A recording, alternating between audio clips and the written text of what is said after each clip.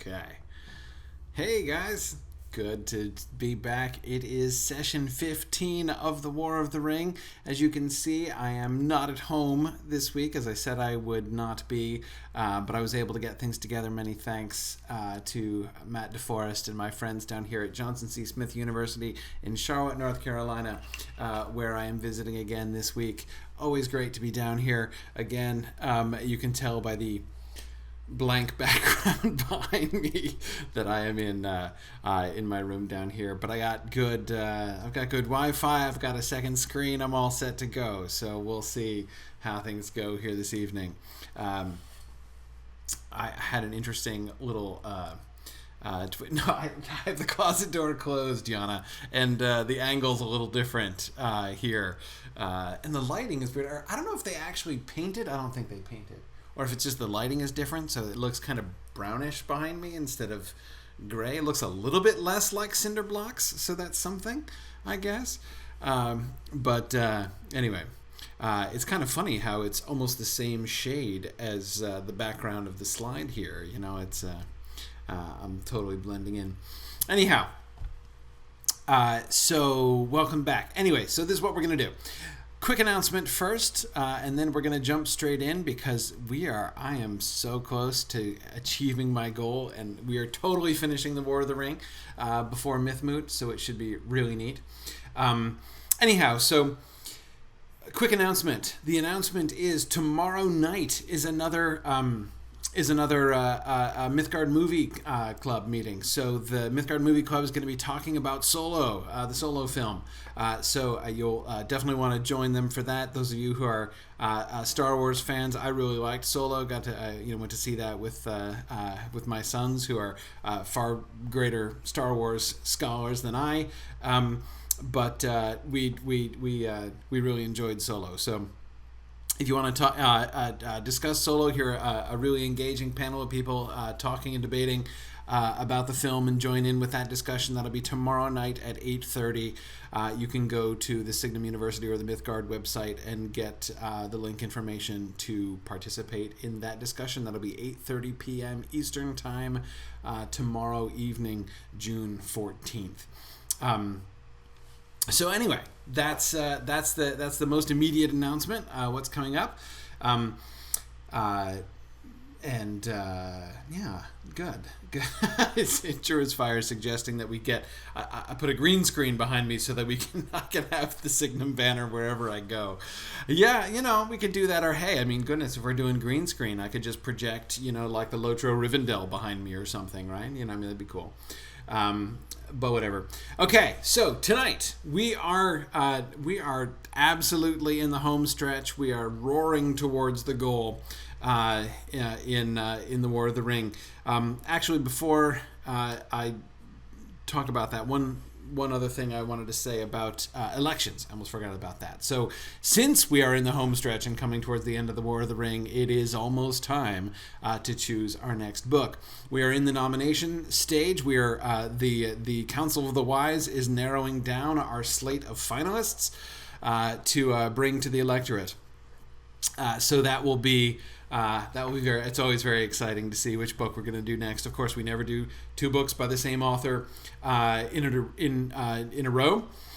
So that means our next book will be a non-Tolkien book, and that's always really the big question: which non-Tolkien book is going to be chosen in the next round? So we will. I'll have at least 1 week off, maybe two, after Mythmoot, before we begin discussing our next book, whatever that happens to be. And I don't even know what the options are right now, so we will see. One note I wanted to... two notes I wanted to make about it. First of all, schedule. My hope is to be able to announce our next books at Mythmoot. So the voting, the general voting among the finalists should be happening soon. That should come out before too long, and then next week at Mythmoot, next weekend, we will announce the winners of that election. And one other clarification I wanted to make, because I know there has been some confusion in the nomination process about the next Tolkien book that we would do. The next non-Tolkien book has been suspenseful and often a surprise, and it's always interesting to see that. The next book after that is rarely a surprise, as we have been, the electorate has been marching us steadily and dependably through the History of Middle-earth series, and so I'm guessing that, the next book there, Sauron Defeated, has a pretty good shot at winning the next election. But one quick note about that. So the boxed set, and I talked about this before, but I want to make a clarification. So I remember I talked about the boxed set of the History of Middle-earth series, the Return of the Shadow, the Treason of Isengard, and the War of the Ring that we're just finishing, comes with an extra little book called The End of the Third Age. And that is basically the first part of Sauron Defeated, the end of the, going through the epilogue and everything of the drafts of the Lord of the Rings. But it also does include some material on the appendices, which Christopher extracted from later on. Basically, he explains later that he kind of made a mistake in the sequence, and he really should have talked about that earlier, so he pushed that forward into the boxed set. I will do that. I don't want you to feel like you've got to vote for the little tiny skinny end of the Third Age thing, just because in order to get that stuff in order. We'll still do that in order. So if should Sauron Defeated get elected, I will jump out of sequence and bring the appendix information through so that we can finish the Lord of the Rings stuff before we then move on to things like the Notion Club papers in Sauron Defeated. So it'll be a little. So again, as I said, I know there's been some confusion and uncertainty about what actually constitutes the next book technically in the History of Middle-earth sequence. So if you want to continue doing the History of Middle-earth sequence, you should vote for Sauron Defeated, is what I'm saying, and I'll make the rest of it work. So anyway, okay. And James Liebeck, I have to admit, I'm really looking forward to Morgoth's Ring too. Morgoth's Ring is possibly my favorite. Well, I should say it has been my favorite of the History of Middle-earth series. But of course, that was before the long study we've been doing over the last several years, where I have, my eyes have been open to so much in these earlier volumes that I've never gone through with this kind of care before. So, but still, it's a lot of fun. So Tony, I think the final voting hasn't happened yet. The nominations are closing very soon, though. So if you're on the Council of the Wise, you should make sure to submit your votes for the finalist for the panel of finalists very soon. So. James, I'm not remembering off the top of my head. I think it's the appendix info from volume 12. I think that's where it ended up getting shoved. So, and Nancy. Oh man, the Andreth stuff, the Athrabeth in Morgoth's Ring. I mean, it's like one of my favorite things Tolkien ever wrote. I mean, forget favorite parts of the History of Middle-earth series. I mean, it's fantastic. I absolutely love the Athrabeth. So good. Anyhow, but that is soon. That is not yet. Right now, it is time to get back into the Return of the King material. I called tonight's class Preventing Boss Battles because the primary kind of conspiracy that we see, of course, this is a very noticeable element, right, in the Gondorian battle sequences here, is the care that Tolkien takes to prevent this sort of big, sort of dramatically logical, kind of cataclysmic confrontations, right? We almost get it, like we come right to the edge of the confrontation between Gandalf and the Witch King, the confrontation which we seem to be building towards, right? I mean, there seem to be spoilers in that direction. Gandalf saying things like, against some I have not yet been measured, right? Which really suggests that that's coming, right? And then it looks like it's there, and here they are, and they're face to face, and then it doesn't happen, right? And then it never happens. And similarly, so that's the number one one, of course, and that obviously the plan to not have Gandalf and the Witch King duke it out is not a new plan, right? I mean, Eowyn has been killing the Witch King for as long as she's been around, pretty much, almost as long, right? She went from very brief romantic interest to Witch King Slayer very, very quickly, and has been consistently the Witch King Slayer ever since. But the other confrontation that I'm thinking of here is the confrontation between Denethor and Aragorn. The previous Lord of Minas Tirith and the upstart, right, who's coming in as the returning king. And that, of course, we do get in some of the early drafts, right? We see, so this is the point at which he's sort of finally moving away from that and deciding never to have Denethor and Aragorn ever meet, right? So anyway, so this is something that I think interesting. Tony says you would never get away with not having those boss battles in modern novels and movies. Yeah, I know it's odd, right? I mean, well, not odd exactly, but it's certainly countercultural from the modern perspective, right? But yeah, I mean, both of these things trend in that way. So so we're going to start off tonight looking at the Witch King. We were looking at the Witch King last time. I want to sort of resolve that in as far as it gets resolved, leading up to the final resolution that we get in the published text. Especially, I mean, looking at his death, but in looking at his death scenes, in the draft of his death scenes, what it tells us about his nature and what the idea of him is, which is still really strange. Strange in the sense of fluid and undefined. But anyhow, then I want to go back to Denethor. We looked, of course, a couple classes ago at the really exciting discovery of Denethor's madness, right, and his decision to have to explain, why is it that Denethor is a non-participant in the later sequence of events after the battle in front of Minas Tirith. Answer: because he is shattered by the near death or the near mortal wounding of Faramir.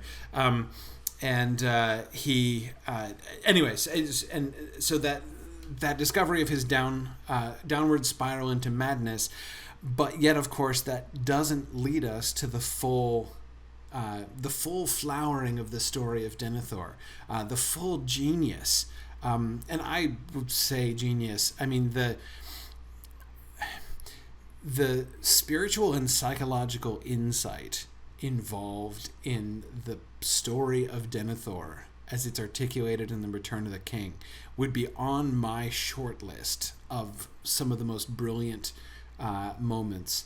When there are moments that if I had to list my most heavily applied in daily life sort of portions of the Lord of the Rings, the spiritual and psychological insights of the madness of Denethor is very, very high up there. The nature of his despair, the source of his despair, the consequences of his despair. It becomes incredibly rich, right? And to watch this grow from a character who was essentially just being chucked in the bin, right? I mean, he was a placeholder, essentially, right? Minas Tirith had a lord, right? Boromir's dad. So he had a lord who was really just Boromir's dad, the dude who is in charge at Minas Tirith, but he never really had a character or a personality exactly.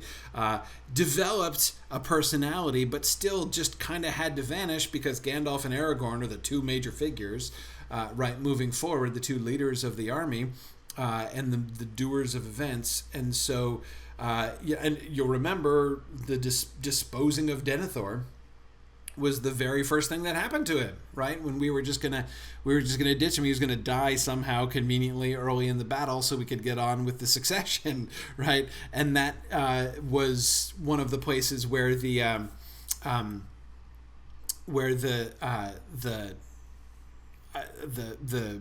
Return of the King plotline came from. That was before the Return of the King was really the central part of the story.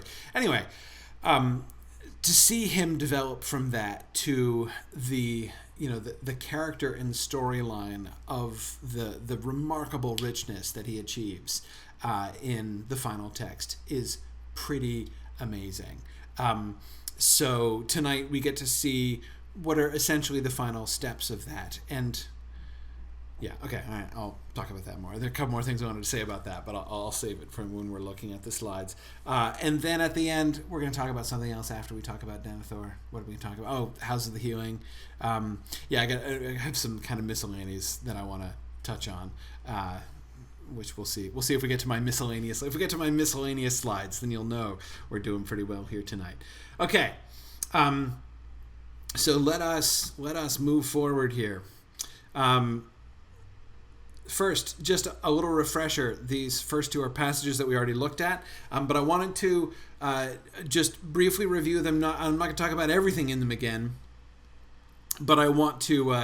I want to focus here on the nature of the Witch King. What we get here in particular. This is the first passage where we hear about him becoming Nazgul. Right? Rohirrim reach field before great gate, and men of Minas Tirith throw out enemy, but Wizard King takes to air and becomes Nazgul, rallies host of Morgul, and assails King. Theoden falls from horse sorely wounded. He is saved by Merry and Éowyn, but sortie from gate does not reach them in time before Éowyn is slain. Grief and wrath of Éomer. That's what we get both of his death. So the important elements here. Death of Éowyn has been standard so far. He's going to decide to save her, right? She's going to point out that she's not yet dead later on. But he is so that's not the sort of striking thing. Mary's role is newish here, right? But the thing that I am most interested in here is that business we started talking about last time, but we didn't get to finish the conversation about becoming Nazgul. But Wizard King takes to air and becomes Nazgul. And I was suggesting one possible reading of that is that it is just a kind of a placeholder, right? That he's sort of using it as a kind of a shorthand of his own, right? That the Nazgul, when the ring wraiths are up in the sky on their winged steeds, that's like, those are the Nazgul, and so he's acting. When he's down on the ground, he's not acting like because the other Nazgul don't come down and join him. They're still flying up in the sky, right? Doing their casting despair and gloom on the city thing, the kind of spiritual attack that they launch against the city. And he's not doing that, right? He's down on the ground acting so he's acting differently. So it's a shorthand way to kind of indicate his role. That's one potential reading. But of course, even during the course of class last time, I was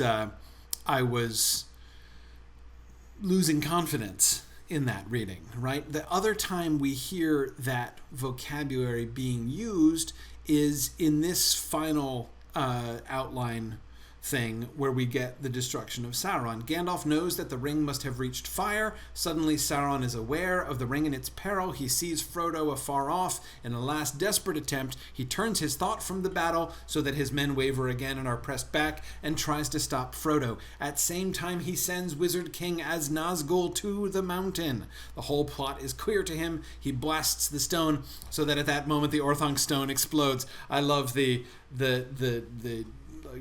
destruction of the Palantir and the remote destruction of the Orthanc stone as an attempt to kill Aragorn. That's kind of a weird moment, but whatever, that's not what I'm interested in. What I am interested in is the Wizard King, who is still alive, and we saw this. Remember, this comes right after the Wizard King serving as the emissary, right, to speak with him. Sauron is no longer going to come out and taunt Gandalf in person and be taunted in turn.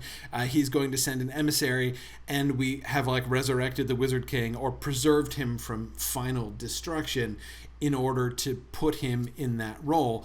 I was arguing last time that seems to me to be another example of what we've seen Tolkien do on many other occasions, namely be willing to scrap, the guy who almost never scraps a passage of prose permanently is nevertheless willing to scrap an entire plot line, right? Even one that has been central to the story practically from when that part of the story began, namely that Éowyn kills him on the battlefield.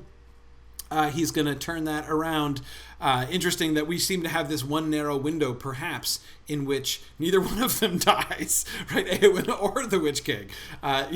Both of them were, either were slaying other for the entire history of the story, and now all of a sudden both of them seem to be making it, which is kind of interesting. And by the way, Karita, I absolutely agree. Witch King is a much better name, and I think it's funny that keeps lingering, right? We've not seen that. We've not seen a hint of that change yet. We haven't seen even one instance of that being used in any of the drafting that we've seen so far. I'm almost surprised how long. I mean, Wizard King is good enough in the sense that it's certainly descriptive, right? It certainly, conveys the concept, right? And we've seen how important this whole renegade member of my order thing is has been and has been becoming in Gandalf's dialogue and stuff. So I get it and everything, but I certainly agree, Karita, that Witch King is much better. But the way in which it's much better is not in substance; it's in sound, right? The two monosyllabic words, Witch King, it's just better. It just sounds better, and I kind of have to guess I would guess that that's the reason why Tolkien ends up making the change. I can't imagine that he ends up thinking that witch is clearer than wizard in some way. That there's like for denotation reasons that it's that he decides that's a better descriptor of him. I think, if anything, denotation wise, it's sort of a confusion, but it sounds way, way better. Much punchier, Sharon. I agree, exactly. Anyway, okay. So,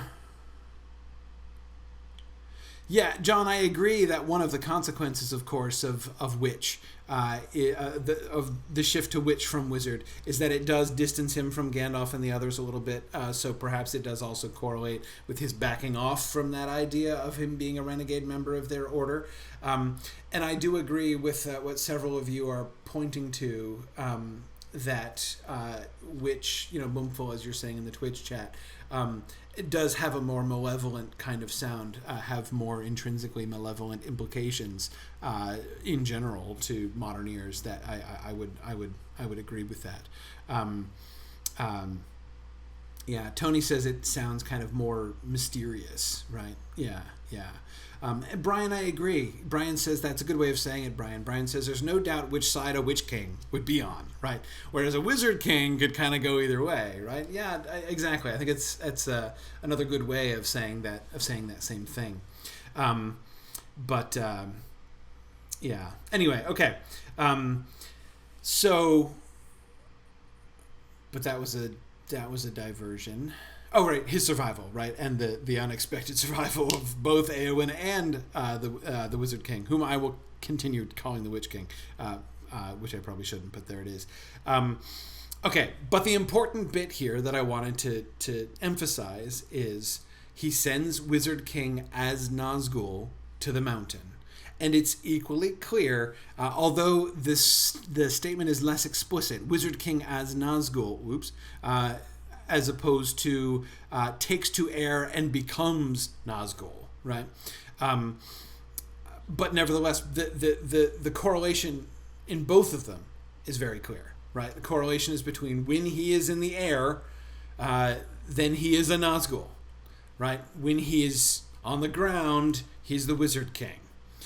Wizard King takes to air and become Nazgul. He sends Wizard King as Nazgul to the mountain. The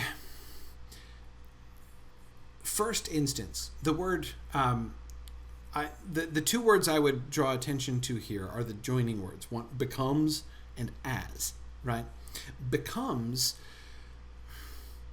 could mean one of a couple different things, right? It could mean transforms into, like changes into a Nazgul. But becomes Nazgul, becomes is vague enough that it could be like takes on the mantle of, like is considered, like there can be, you can become something without actually changing. Like you can become, you can use the word becoming when somebody gets a title, right? They're not actually physically changed, except but their position or their role is changed, and so you can say they become that. So in that sense, the word become is potentially ambiguous, but the as sends Wizard King as Nazgul. It's hard for me not to hear that as meaning in the form of, sends Wizard King as Nazgul. So like he is transformed into the Nazgul. Like it kind of sounds like form of a Nazgul to go to the mountain. In other words, the likely in my first reading, my first sort of potential reading of that as Nazgul or becomes Nazgul thing is again a kind of shorthand, right, for him to describe the winged wraiths, the wraiths on wings, to use Gollum's words. But this combining the two really makes me question that. And it really begins to sound like what is happening, potentially, what is happening is not the Wizard King, the Wraith guy, right? The powerful, magical, evil, commanding general figure. Sometimes rides on a horse, and sometimes rides on a bird vulture thing, right? Maybe he has a different role. Maybe it's a different job, right? When he's riding one animal as opposed to another animal, but he's still the same guy doing the same thing, or it's just a question of what kind of animal he's riding, right? That's one way of thinking about it, right? But this really, to me, calls that into question. Becomes Nazgul, sends him as a Nazgul to the mountain, makes me think, no, he's actually, there's something about him that changes. That he is actually becoming, taking on the form of the Nazgul. Karita, I agree. We do see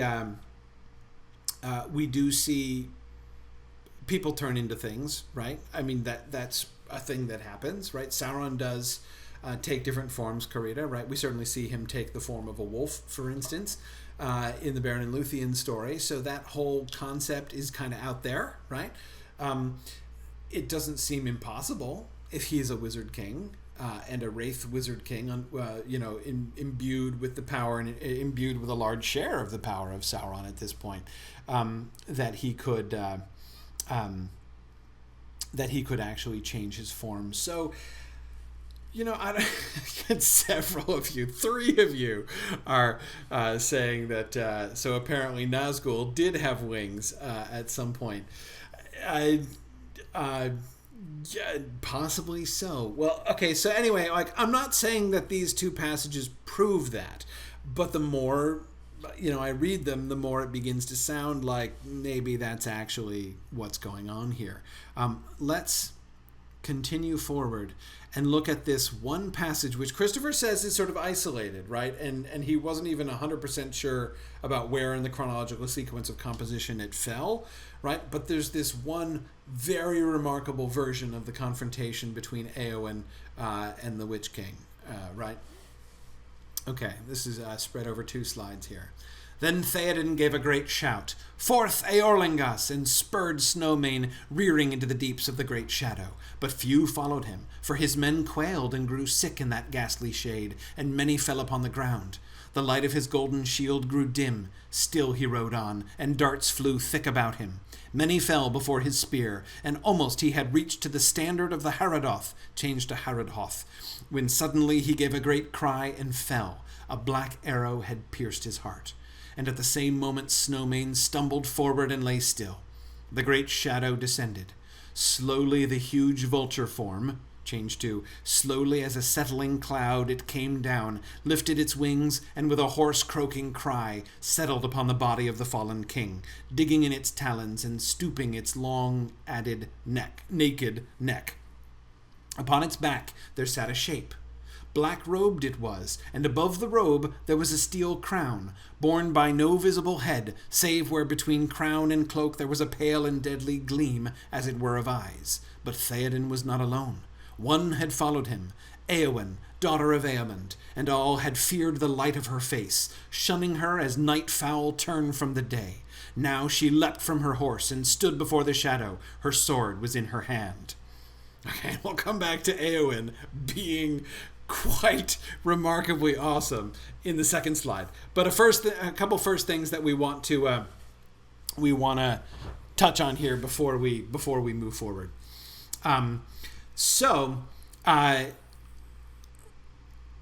What do you notice here? First, one of the primary things that I notice, of course, in this version of the charge of Theoden, Theoden is charging solo, practically solo, right?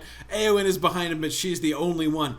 All of the rest of his men quail. So the charge of the Rohirrim is a slightly anticlimactic thing in this version, right? But I think the point there is not... I take this as not meaning to sort of reduce the impact of the Rohirrim, but rather to emphasize the impact of the Nazgul, right? Of the Wizard King as Nazgul, right?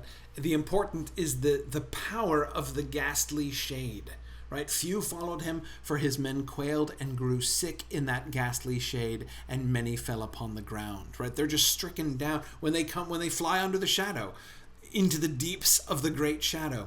Theoden rides alone not because he's been abandoned, but because he only has the strength to persevere through the great shadow, right? And his men are they fall away in fear, right? They're quailing, they're growing sick, so they're failing both physically and they're failing spiritually and emotionally, right? In the ghastly shade, and they're stricken to the ground, right? By the great shadow. And this is the great shadow, not the great shadow of the darkness, which has been covering everything for a couple days, but this is the shadow of the Nazgul himself, as becomes clear when he descends, right? So we have the power of the shadow that he casts, not just the physical shadow, obviously, but this very powerful spiritual and emotional force with which he turns aside the entire charge of 99.9% of the Rohirric charge, right?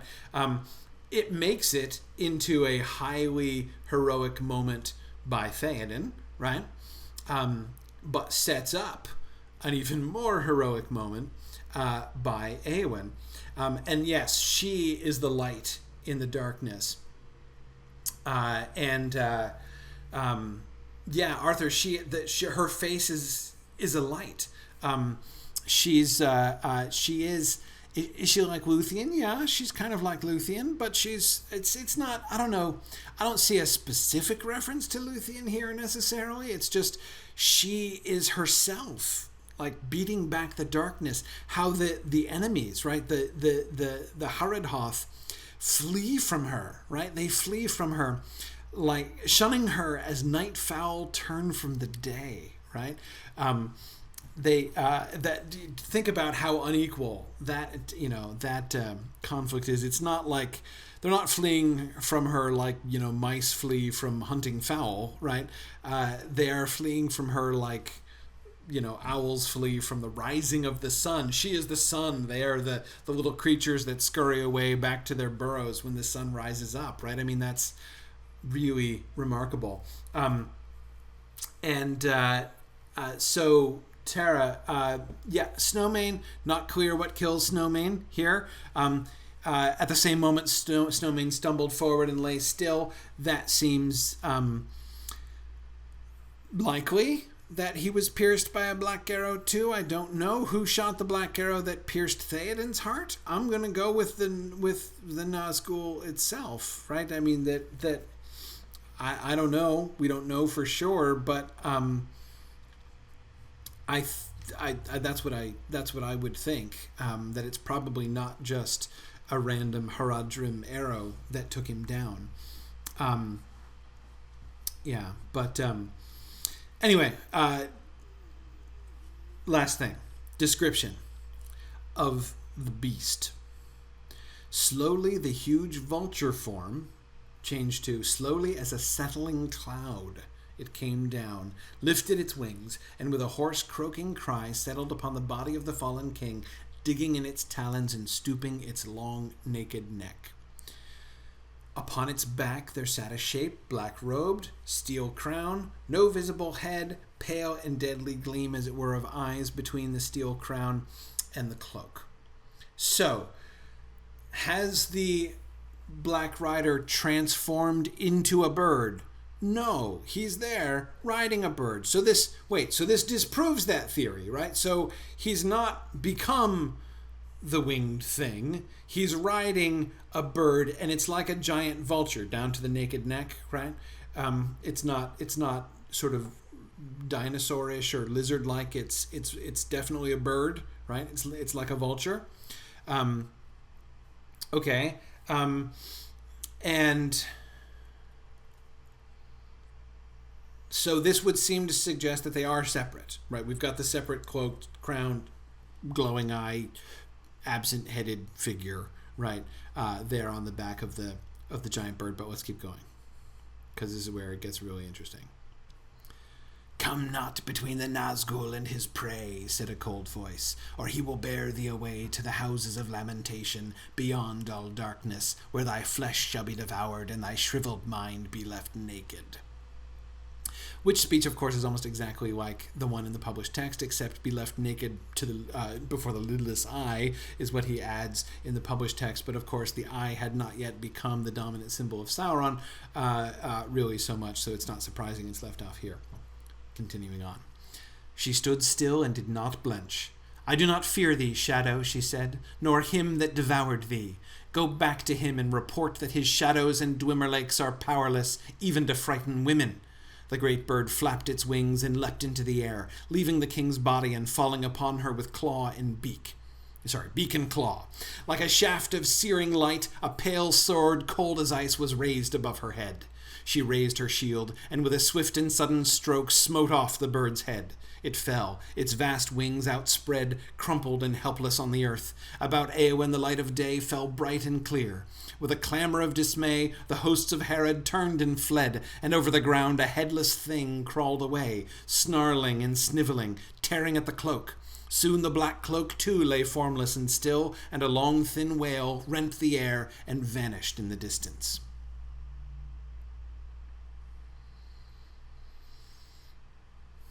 How about that, right? This is Eowyn's hour, right? Not only does Eowyn never get more awesome than this, yikes. The sort of hints, right, that are given in that introduction of the night fowls fleeing before her as the dawn, right, are triumphantly fulfilled in what we see, right? About Eowyn the light of day fell bright and clear. The shadow breaks Eowyn personally, undoes the shadow, right? And the entire army runs away from her. Remember, she is by herself. Theoden is dead. She and Theoden alone rode into the darkness. Theoden is dead. The rest of her army is back and lying on the ground, right? She is alone standing in front of the entire attacking army of the Haradrim, and they turn and run from her with the sudden breaking out of the sun around her like Joan of Arc, right? And the death of the Wizard King, and everybody runs away. This is absolutely incredible. But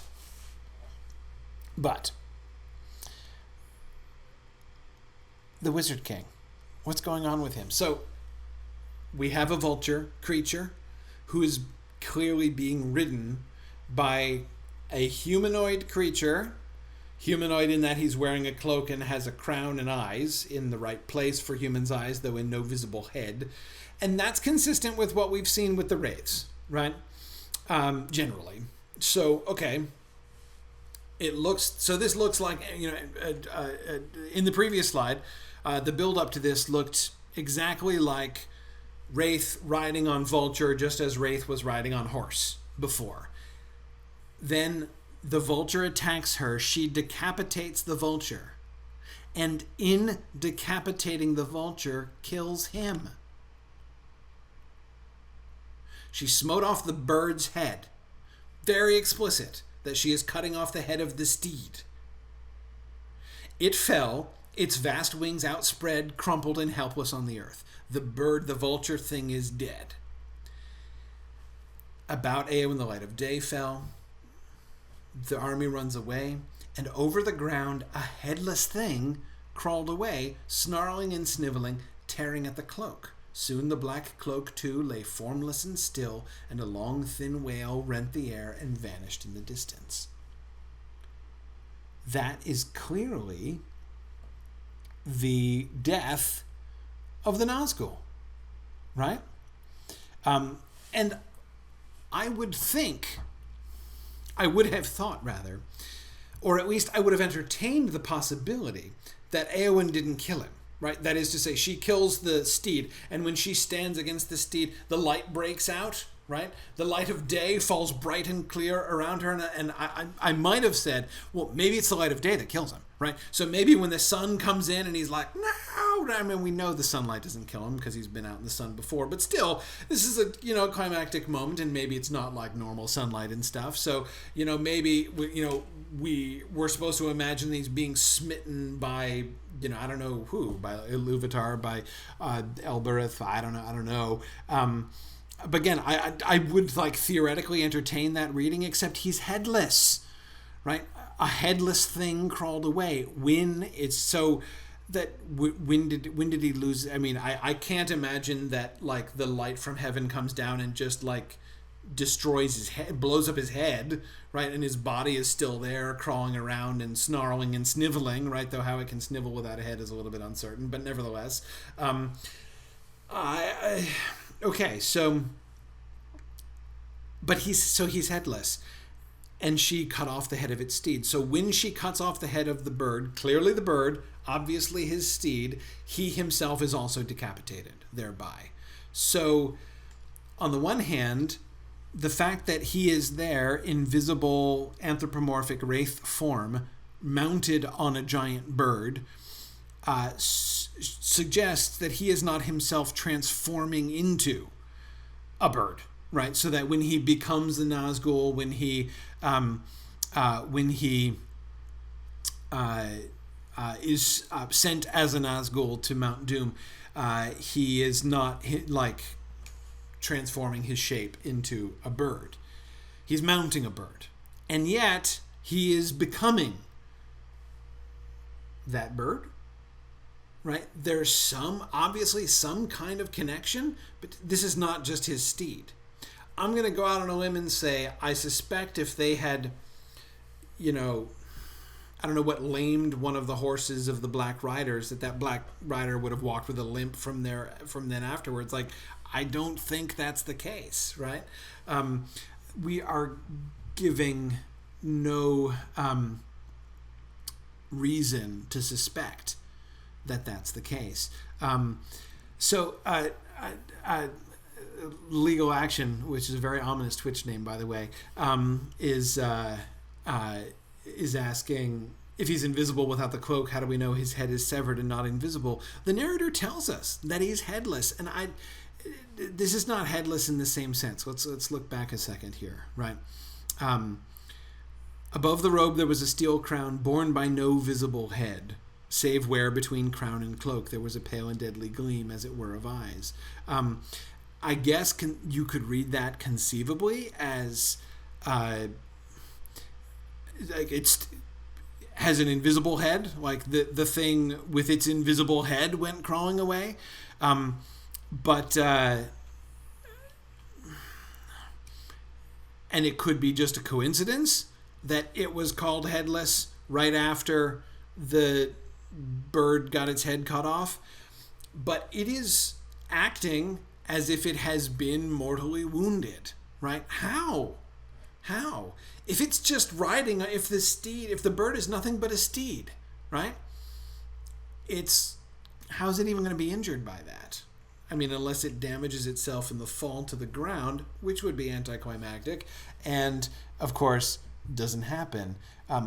It's clear in the published text the bird is just a steed, right? This issue that we're trying to tease out here, we know is going to go away. So on the one hand, it's kind of immaterial, I suppose. But it's really interesting to think about this as a sort of a transitional state and trying to understand what Tolkien's concept was at this time.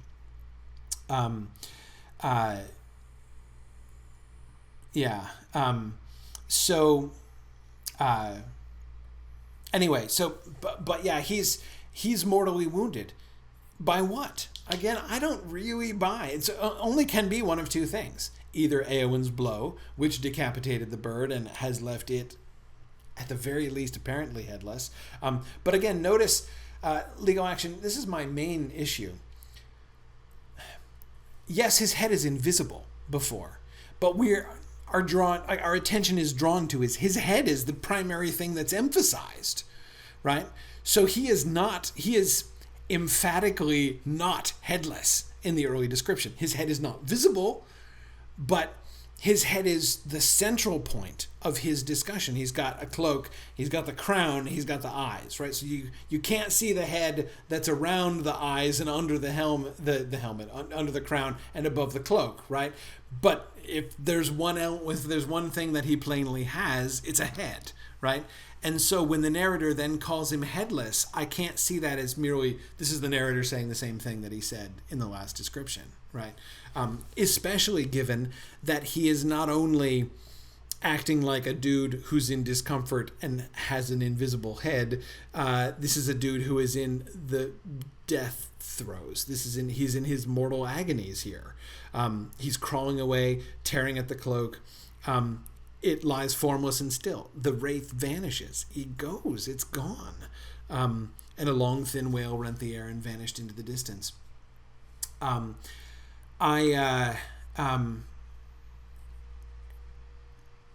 Yeah, it's interesting. For some reason, I'm not getting the name of the person who made this comment, but it's like he's connected to his steed in a similar way as Sauron to the ring. Almost, yeah, or even closer than that. But yes, that does seem to be the kind of parallel here. Stephen asks, is the giant bird a physical form given to the wraith's nothingness so he can project an image of himself or something? Yeah, I don't know.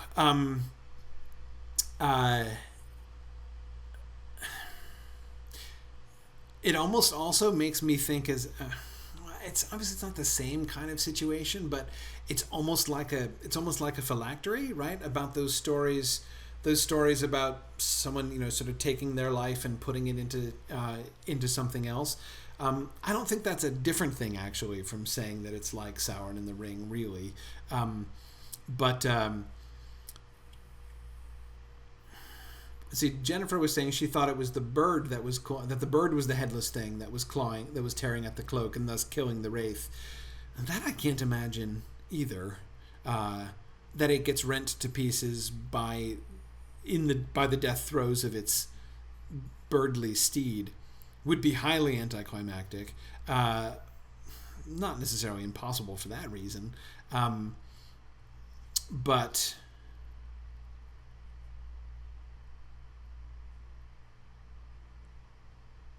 it's possible a headless thing crawled away, that could be the corpse of the bird. I don't know. That he's calling that which he called the bird, he's now just calling the thing, right? Conceivably, you could say, like, without a head, it's not a bird anymore, it's just a thing. That's not impossible, but I'm not really convinced by it. Tony says the bird is a Horcrux. Yeah, essentially something like that, or rather the same kind of concept that J.K. Rowling was drawing on in making the Horcruxes. Yeah, Marilyn, I don't understand why the Wraith, if it's if the wraith is the headless thing crawling away, why is he tearing at the cloak? I don't know why he's tearing at the cloak. Is he trying to uncloak himself? Right? Is he trying desperately to leave this form in which he's dying? I don't know.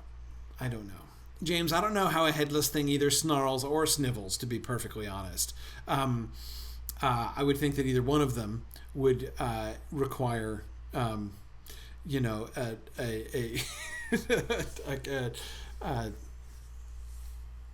you know, a throat and it has a throat, I guess.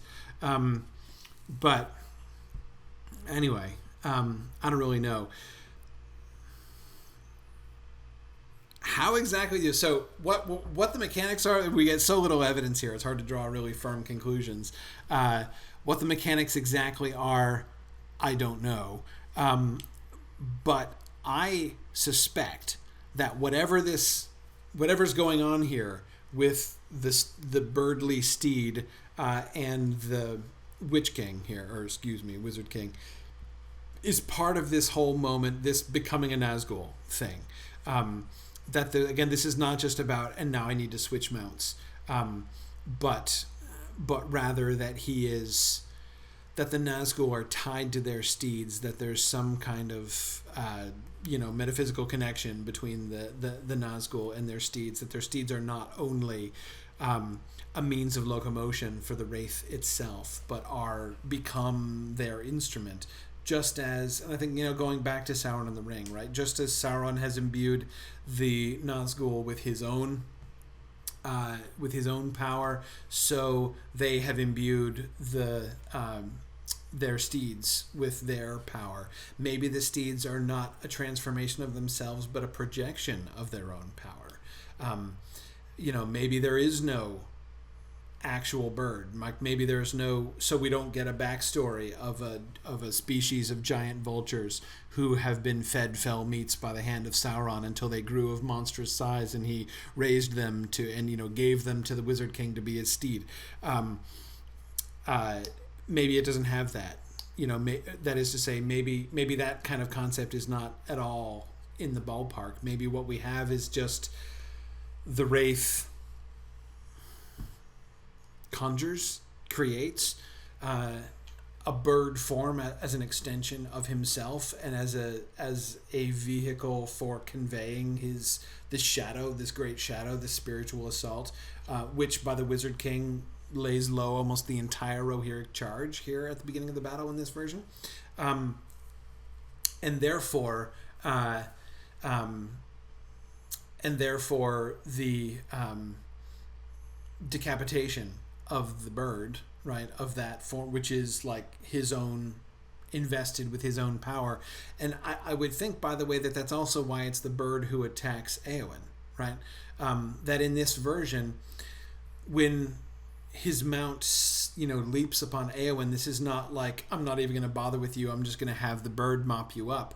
He's attacking her, right? This is a direct assault by him, by his power, right, as kind of projected through or into this bird, or bird shape, and he's attacking her. And so when she decapitates it, it's his own power, it's himself ultimately, in this kind of deeper spiritual sense, like Sauron losing the ring, that he himself is decapitated, and he loses his wraith form, and his cloak falls formless and still, and he goes wailing off into the distance. I don't know. It's really, it's this brief moment, right? And it might not, one might say it's not worth the amount of time that we're giving to it here, but it's really interesting. I find it a really fascinating concept, especially as a data point in trying to understand sort of the developing, sort of spiritual and metaphysical dynamics of Tolkien's world. I think back, to me, this is kind of connected in a sense with understanding Tolkien's developing thought about stuff like, the spirits of the landscape and Goldberry, right, and Tom Bombadil, and even things conceivably like the Watcher in the Water, and I trying to kind of fit all of these things in and try to understand both kind of where Tolkien's mindset is coming in understanding these spirit forms and these creatures whose connection with the physical world is non-linear, is not really simple, and to see where that goes, and then to be sort of looking at how that is, where these things are in Tolkien's thought early on, and this is of course not even particularly early, right? And then to see how that's changing and developing as he's getting closer to the published text, and seeing some of the changes where he where he really departs from it more completely. Anyway, so this is why I'm so interested in this, not because of course it doesn't, unlike some of these other things, it doesn't change necessarily our reading of the published text, right? It's very clear that whatever this connection is, he leaves it, right? When the fell beast attacks Éowyn and gets decapitated, the Witch King is totally uninjured by that. He is undeterred. He's annoyed, right? But he is otherwise undamaged and unfazed by the destruction of his steed, as far as we can see in the published text. So, and we do get that backstory of Sauron nurturing these fell beasts, in order to raise them up as winged steeds for his servants. So it's clear that he shifts the steeds of the Nazgul to be much more just mundane in a sense, right? And to have a mundane backstory. But it's a fascinating little glimpse into kind of how Tolkien's mind works and the kind of, I don't know, sort of deeper matrix of Middle Earth to try to figure out what was this idea that he was flirting with here. Okay. Anyway, so that's my own fascination. Plus, dang, right? I mean, does Éowyn get a moment, or does Éowyn get a moment? I mean, you thought her moment in the published text was awesome. This got kind of lost in the discussion of the Wraith, but I forget, that is, who said this earlier on, but I do love her response. I do not fear thee, nor him that devoured thee. That is a sick burn right there, right? I don't fear thee, shadow, nor him that devoured thee is an awesome opening line by Éowyn. Anyway, okay. Let's keep going. This comes much later. This is in the context of the Houses of the Healing chapter, but about sort of Gandalf's realization. Finally, so the major development that we get, right? We got the Witch King, who was always going to be killed by Éowyn, and Éowyn was going to die, and then we had the Witch King briefly given a respite so that he could be there to negotiate at the Black Gate, and possibly to go and try to save the ring at Mount Doom as a Nazgul, as we were seeing. Then we have, of course, the brief moment where both of them, where both of them seem to be living. Éowyn is now surviving. He's decided that Éowyn is going to survive but be grievously injured. But he still hadn't finally resolved the prophetic element, right? We saw him trying to refine that. And it's finally here in the Houses of Healing, as Gandalf is reflecting on what has occurred and talking about it, that we get the full articulation of the prophecy. And so they went in, and as they passed towards the rooms where the sick were tended, Gandalf told of the deeds of Éowyn and Meriadoc. For, he said, long have I stood by them, and at first they spoke much in their sleep, dreaming, before they sank into a yet deeper darkness. Also it is given to me to see many things afar off. And when there came a something cry from the fields, I was near to the walls and looked out. And even as I did, the doom long foretold came to pass, though in a manner that had been hidden from me. Not by the hand of man was the Lord of the Nazgul doomed to fall, and in that doom placed his trust. But he was felled by a woman, and with the aid of a halfling, and I heard the fading of his last cry borne away by the wind. This is the the full Macduff, as I call it, right? So here we get the prophecy had been kind of moving in this direction, but we get the final element in which he's much more actively following the pattern of the Shakespeare prophecy of the Macbeth prophecy, not only in the not by the hand of man shall he be slain, which more closely recalls the wording of the Macbeth prophecy, of the prophecy in Macbeth about Macduff. But anyway, it's not just that, of course. To me, the most important element, and the element that had been almost entirely missing earlier on, is, and in that doom placed his trust, right? That, of course, is really the critical element of the Macbeth prophecy. It's not just that, there's like the clever thing about, no man born of woman shall kill Macbeth, but that he trusts in that, right? He believes himself to be unkillable. And so he's not afraid as he's fighting in battle, because he knows that no man born of woman can kill me, right? So the false confidence that is drawn from his misunderstanding of the prophecy, right, or his limited kind of investment in the prophecy, but is this now finally comes into force. So we see the Wizard King's downfall. It gets sort of more of that kind of Shakespearean arc, and we see his overconfidence, which invests the confrontation between him and Éowyn with a different kind of force than we saw it have in the earlier versions. Okay, all right, let's move on to Denethor. Finally, here's the first outline of the Pyre of Denethor. Porter dead at closed door? They see fire and smoke below as they hurry down the winding road. Berethil has rebelled. This is, of course, the guy who shall be named Beregond. Berethil has rebelled, and taking some of the guard, has fought with the household men. Before they could gain entrance to the tomb, one of these dashed back and set a torch in the wood, but Berethil was just in time to save Faramir. But Denethor leaped back into the flames and was now dead. Gandalf closed the door. That ends a chapter, he said. Let the stewards burn. Their days are over. Ouch. Light is growing fast. Faramir is borne away in the house where women borne away in the house where women were who remained in the city to tend sick. Okay, so, all right. That was quick.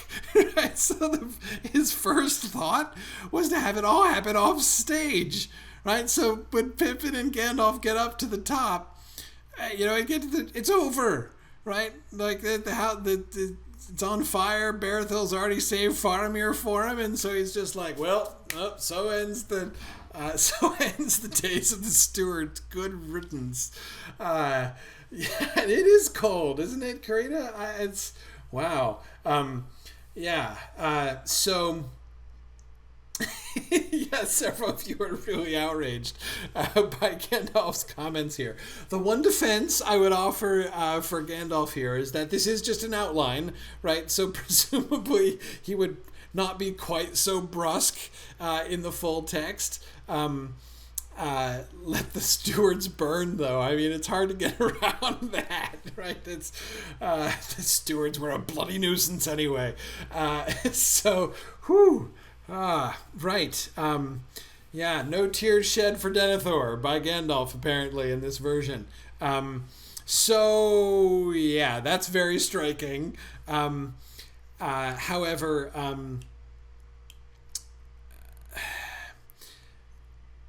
even more striking that this happens off stage. So in other words, what do we not have? So when he writes this, he's already made his discovery of the madness of Denethor, obviously, right? Denethor has gone mad, and he's been, emotionally shattered by the near death of Faramir, and we see that the form in which this takes, which is his decision to commit suicide, and this sort of double suicide, or like him committing suicide and then Faramir vicariously committing suicide by proxy. He wouldn't think of it as murder, right? It's like suicide by proxy or however it is, but whatever.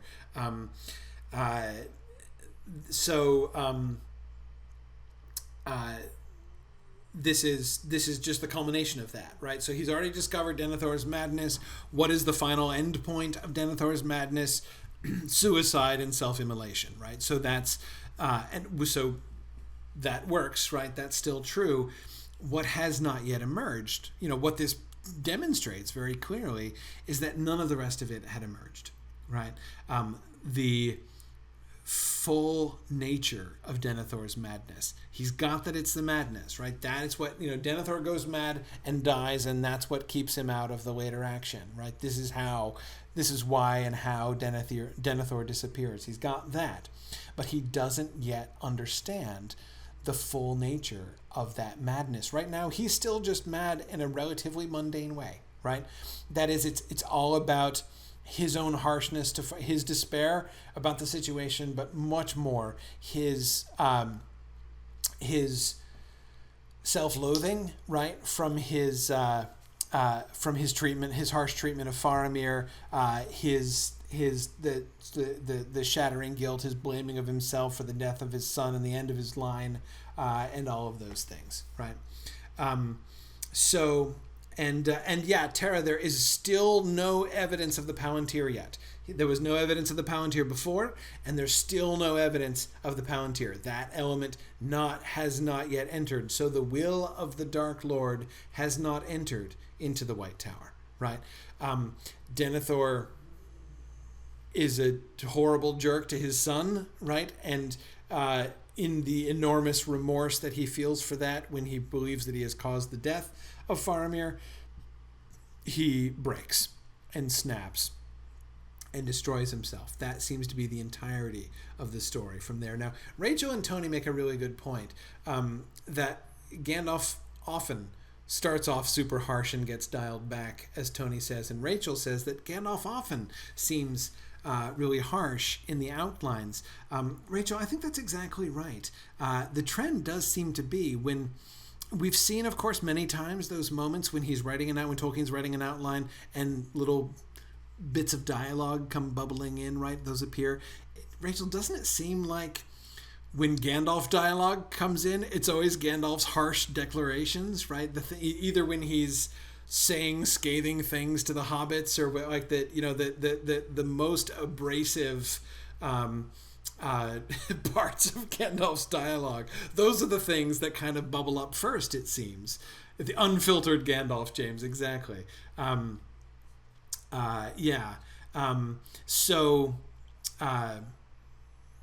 So anyhow, yeah, that's it seems to be one of the things kind of in play here. I do suspect that even if he had stuck with this as a plot outline, Gandalf would probably not have used exactly those words, unqualified, in the final text. Now, Tara, you're right that although the Palantir is no Palantir has been associated with Denethor or Minas Tirith so far. There has been plenty of Palantir action lately, right? And that's been a really important element of the story. You'll recall that Aragorn was all about the Palantiri, like his whole movement through the Paths of the Dead. Like, so remember, he looks in the Palantir of Orthanc before he sets out, and he says, all right, so I had a little talk with Sauron, right? Showed him my sword and everything. That was cool. But then I used it, and I discovered some things. And Terry, you'll remember the thing that he discovers primarily is there are other Palantir, there are other stones, right? There's one at Erech, and I'm going to find it, right? So the fact of the other Palantir, that there are other Palantiri, on the loose, right? And that they're super important in some way, that's already been established, right? Though in the end, that doesn't seem to have gone anywhere yet. He hasn't done anything with that idea, even though that idea was there. And then, of course, we have the Palantiri associated with cause of death, right? Already on several occasions, from the poor guy that Gandalf brains with the one in that earlier draft to the exploding Palantir, which would have killed Aragorn had he been so unfortunate enough as to look at it. Be looking at it when it blew, at which point I suppose it would have blown off his hand and shattered into his face. I mean, it's kind of gruesome to imagine Aragorn dying that way. But anyhow, though Tolkien has kind of invited us to imagine that. So Tara, I agree. The role, the sort of the importance of the Palantir of the Palantiri in general for the story has been really high. So it's of course very far from shocking that he should come around and decide that this is the place in the end where another Palantir is going to come in and be important to the story, though not in the way that Aragorn seems to suggest, and certainly no one's going to have a Palantir cause their death exactly. Anyhow, so but it's still not there yet. It seems to enter here. So here's the next outline for the Pyre of Denethor chapter. Berethil and Gard had gone and this is his replace. So he's immediately pitched that earlier one, and he's replaced the first bit. Berethil and Gard had gone and stopped the burning. Gandalf reasons with Denethor. I have seen, says Denethor, ships coming up Anduin. I will no more yield to an upstart, and even if his claim be true of the younger line, I am steward for the sons of Anari and not Isildur, then to my dark foe. Hang on, I'll do that again because the syntax is really confusing. So he is saying, I will no more yield to an upstart than to my dark foe. But then he interrupts that thought in the middle with the interjection, and even if his claim be true of the younger line, I am steward for the sons of Anari and not of Isildur. Okay, so now at least one new element is being introduced, right? Gandalf gets to talk to Denethor, and in talking to Denethor, prior to Denethor's self-immolation, we get this important element of his knowledge of Aragorn, right? I know the king is returning, and I don't care. I would not submit to him. I don't want the king to come back. I would no more yield to an upstart than to my dark foe. To Denethor, either way is equally bad. Now, the question is, how does this fit into... good question. Stephen says, is Gard a single person or a unit under his command? I assume the latter, Stephen, based on the previous outline. Berethil had rebelled, and taking some of the Guard has fought with the household men. They're clearly plural there. So I assume that they're plural here. It's not Berethil and some other red shirt Guard, singular, who have gone. Berethil, and he's brought a crew with him, right? Anyway, so the other element that has entered into the story of the madness of Denethor, it's not just I'm kind of generally pessimistic and think we're all going to die, combined with I've now caused the death of my son and the end of and I've got nothing more to live for, so I'm going to kill myself. That was where he was at the end of, where we kind of left him and where he seems to have been still in the previous slide. Now we get this new thing, right? I know about Aragorn and I don't want him to come. Rachel says, does he know that Aragorn is on the ships? This is the big question, right? The other potential thing that comes in here is I have seen ships coming up Anduin.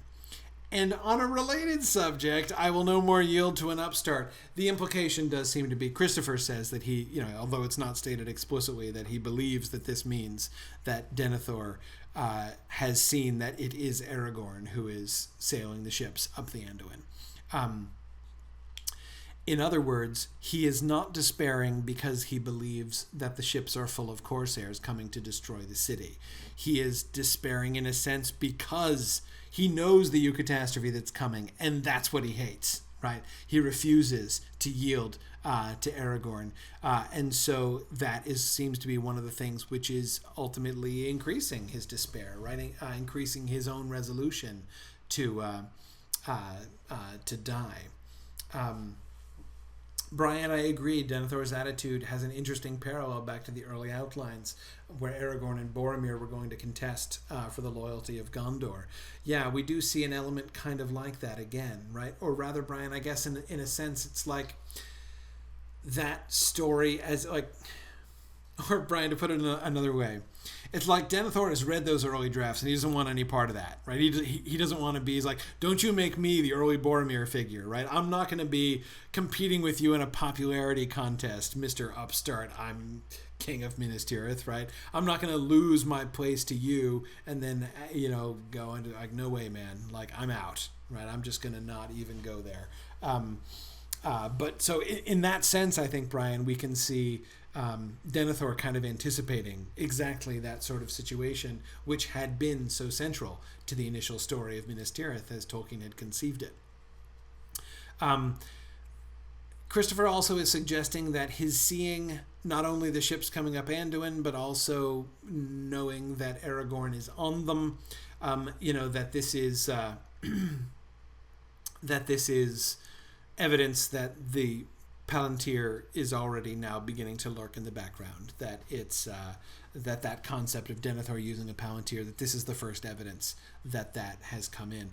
And that seems to me very likely. It's hard to see how else he would know not only that there were ships coming, but that Aragorn is the one who's on them and coming up. And why, if he knows that the coming of ships is a good thing from military perspective, why it is that he doesn't seem happy about it. But it seems to me extremely important that Denethor, the element that's missing here still, is Denethor's despair because of his confidence in his misinformation. Denethor's sight that he gets from the Palantir is correct at first, right? He knows it's Aragorn coming. And I think that this is a crucial element. I don't think this is one of those places where I'm saying that I think Christopher Tolkien is wrong. It's not exactly a right or wrong thing. I guess the way that I would say it is, I think I put much more stress on this. Christopher Tolkien, in his commentary on this, not only this passage, but on the passages to come, seems to me to treat this difference, that is, Denethor knowing that the ships are coming and knowing that Aragorn's in them, or knowing that the ships are coming and not knowing that Aragorn is in them. Christopher seems to treat this as like not a, like, it's kind of a detail, it's sort of not an obviously important difference. In my view, it's a massively important difference. When I ask, that question that I keep asking, like, how is the story changing? How is the core of the story changing? To me, the core of the story is radically different between him thinking it's Aragorn coming and resisting the ascension of the king, and his drawing the conclusion of despair because he thinks he knows the final end beyond all doubt, which they don't. I think that the story of Denethor's despair and death is radically altered by that difference, and that, to me, that's the final evolution of Denethor's story. Not that he has a Palantir and can see these things and draws the prideful, arrogant, sort of self-centered, holding on to yesteryear, not wanting to change, resisting, giving up power, all of those elements that we see. The final evolution is when we get that extremely subtle, Sauron allows the Palantir to show him things that are real, but his own will is corrupted such that he misinterprets the significance of those things that he sees, right? And that, I think, is where the real genius of Denethor's, like the description of Denethor's condition, where Denethor becomes not just, not just a madman, not just a, well, I was about to say villain, that's a little harsh. Not merely culpable, but tragic, horribly tragic, right? Yeah. Um,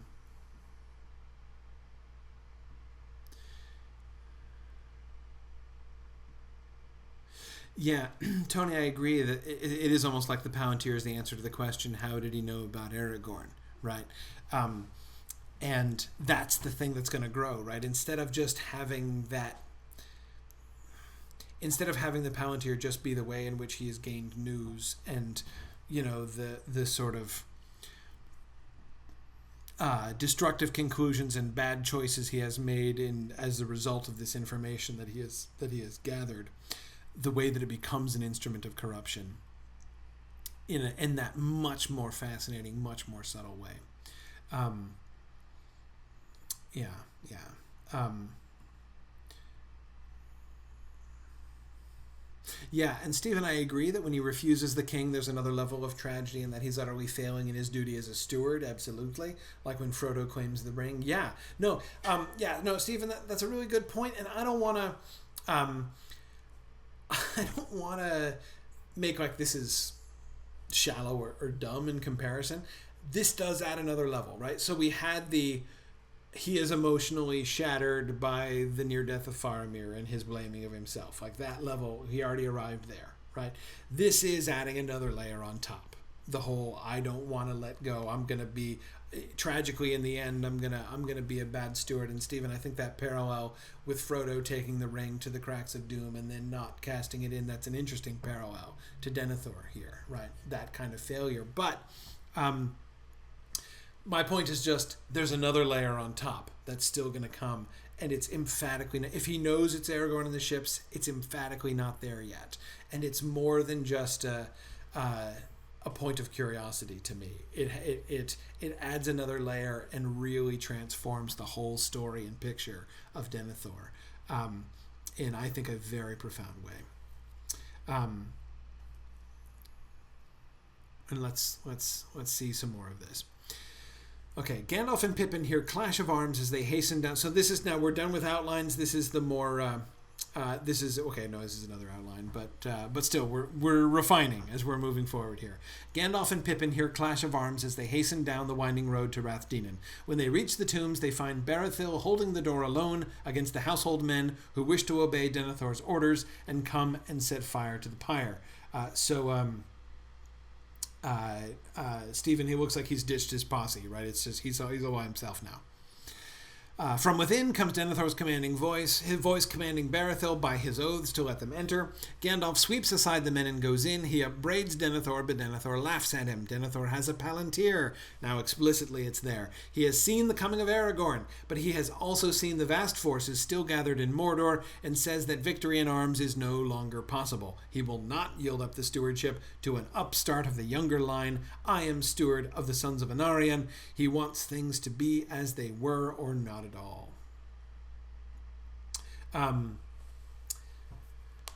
Okay, so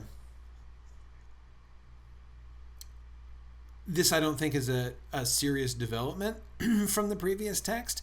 That is, we see here more clearly articulated those same things that we were looking at before, right? So we have the revelation of sort of the final, to this point, final layer of his madness and motivations for his suicide, his knowledge, and here we have that sort of paradox, right? And I don't want to say this is totally uninteresting. I feel like I'm kind of downplaying it. There's still something cool about saying having the final element of his tragedy, of his fall, be that he knows the eucatastrophe that's coming and rejects it. Right, that's kind of fun in its own way. Still not as cool as what ends up happening, but still kind of cool. And he will not yield up the stewardship. So there we see him making his final choice, and in essence, his self-immolation simply becomes a manifestation of that, or like the logical conclusion of that choice. Right, I will not yield the stewardship to an upstart of the younger line. Notice what's implied there. That is, he knows that Aragorn's coming. His conclusion, or rather his the action point from that, right? The action plan that he comes up with, having made that observation, is not, I'm going to resist him, right? I'm going to rally the people and say reject the this idiot upstart loser would want to be king, right? He doesn't try to win the popularity contest that is coming. Brian, as you were recalling, he just says, okay, in a sense, like, I know I'm wrong, right? I know everyone's going to accept him. I know he's going to come back and be king. I realize he's going to win and I'm going to lose if I try to resist him. So I'm just taking my ball and going home, right? I'm just going to, I refuse to face it. I refuse to, I know that the world is going to change around me, and I don't want it to change. I can't stop it from I realize I can't stop it from changing, so I'm just out, right? That's where he is. That becomes then this ultimate cause of his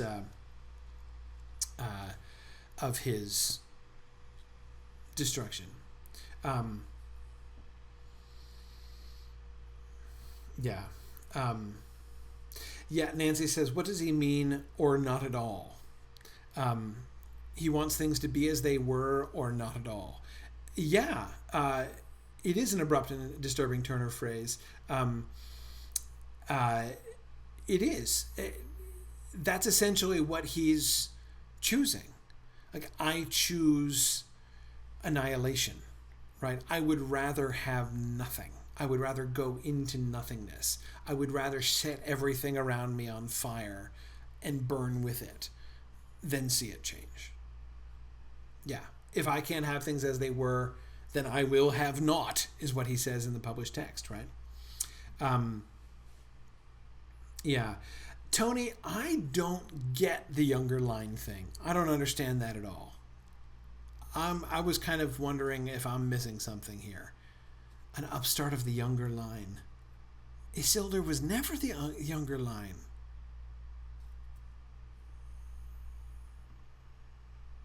I don't understand the reference there. I mean, of course, is it possible that Tolkien has decided to change that? That's exactly the kind of thing that Tolkien might do, right? But I think Isildur's always been explicitly older, hasn't he? Is it just me? I don't know. It's a research project. Somebody research that for next time. But and anyway, yeah, no, I was a little... Tony, I wasn't sure what to do with that either. Okay, let's keep going. Gandalf demands the release of Faramir, and when Denethor attempts to slay him, he shall not live to bow down. Gandalf strikes the sword from his hand, and lets suddenly be seen his power, so that even Denethor quails. Gandalf bids the men lift up Faramir and bear him from the chamber. This is, I believe, is not Tolkien's outline, but Christopher's summary of the full text of the version when he's writing it out. Denethor says, "At least so far my rule still holds that I may determine my own death." He sets fire to the wood, which is oil-drenched. Then he leaps onto the stone bed. He breaks the wand of his stewardship and lays the pieces in his lap and lies down, taking the stone between his hands. Then Gandalf leaves him. He closes the door and flames roar within. They hear Denethor give a great cry, and then no more. So passes the stewardship of Gondor, said Gandalf. It is said that ever after, if anyone looked in that stone, unless he had great strength of will, he saw two old hands withering in flames. Added, Gandalf bids Berethil and household men not to mourn or be too downcast. Each side has tried to do their duty. Don't mourn, right? Yeah.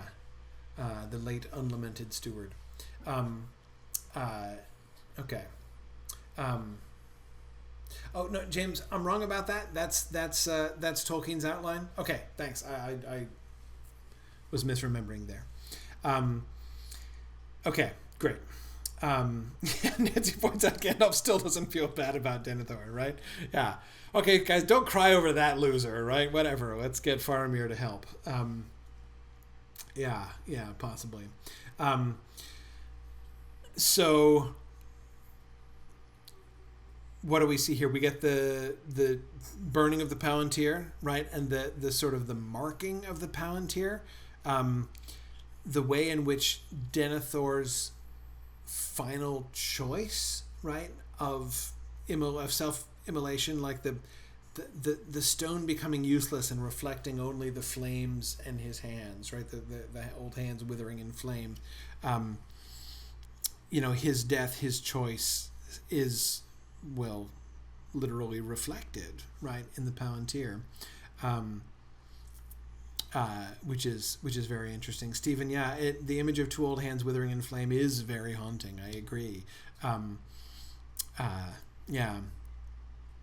He shall not live to bow down. Again, a very clear articulation of that choice that Denethor has made. Notice as we get more details here, we can see those details. They point in the same direction that we've been looking at, right? The core of this story here, that final rejection. He's lost everything personally. With his, emotional shattering at Faramir's mortal wounding. He has lost everything else now, right? In seeing Aragorn coming and knowing that win or lose, it doesn't matter, right? If they lose, he loses everything. If they win, he loses everything. And so he will have nothing. That central story of the what drives him to destroy himself here, and the kinds of choices that he's making. Notice how that gets pushed along in some of the details added, right? The fact that he breaks the staff of the stewardship, the fact that the Palantir of Minas Tirith itself, sort of continually reflects his self-destructive choice. All of those things. Again, to continue to underline that story that we've been sort of tracing this new development of here. The other two sort of minor details that are interesting here, Barathil, the Barathil figure, at first he does it all himself, right? He personally saves Faramir without any help from Gandalf at all, right? Then now he's not the one saving Faramir anymore, right? And it's Gandalf who comes in and demands the release of Faramir and then saves him, right? Wields his authority and wields his power in order to do that. Barathil, as if to be compensated for the loss of that role, is given a more valiant solo stand at the door, right, to fend off the entire household by himself. So depriving him of the guard under his authority is a compensation, I think, to him. It gives him a more heroic stand. And notice Gandalf is immediately like, okay, bygones, guys, right? Everybody tried to do their duty here, this will all come out in the wash later on. Interesting that Gandalf's impulse is to kind of smooth everything over and sweep everything under the rug, right?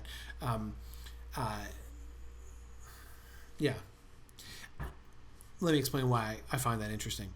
The reason I find that interesting is that Baragon's story in the published text, right, and Gandalf's comment on it in the published text about loyalties divided and things like that,